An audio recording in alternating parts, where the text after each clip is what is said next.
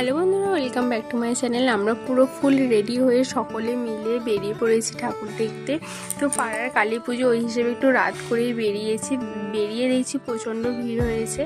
আর পাড়াতে কিছু সন্তোষী ঠাকুর এসেছিল, সেগুলোও দেখে নিলাম। তো মামাম তো ফুল এনজয় করছে, কারণ চারিদিকে লাইটিং আর গান বাজছে।